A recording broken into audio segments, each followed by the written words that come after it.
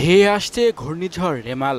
রোববার সন্ধ্যা নাগাদ রেমাল বাংলাদেশ ও ভারতের পশ্চিমবঙ্গের উপকূলীয় অঞ্চলে আঘাত হানতে পারে বলে আশঙ্কা করা হচ্ছে। ওই সময় ঘূর্ণিঝড়টির বাতাসের গতিবেগ থাকবে ঘন্টায় ১০০ থেকে ১২০ কিলোমিটার।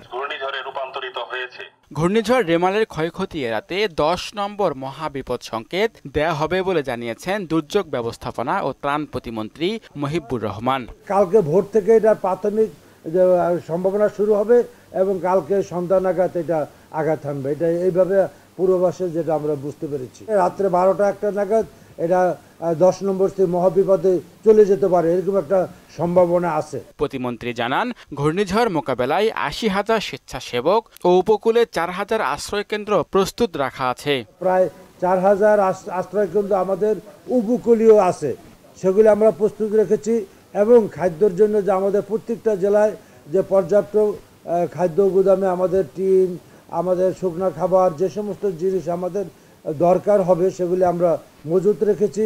সাতক্ষীরা থেকে কক্সবাজার পর্যন্ত পুরো এলাকা ঝুঁকিতে রয়েছে বলে জানান প্রতিমন্ত্রী মহিবুর রহমান। সাতক্ষীরা থেকে চিটাগাং কক্সবাজার পর্যন্ত পুরো এলাকা কম বেশি এফেক্টেড হতে পারে।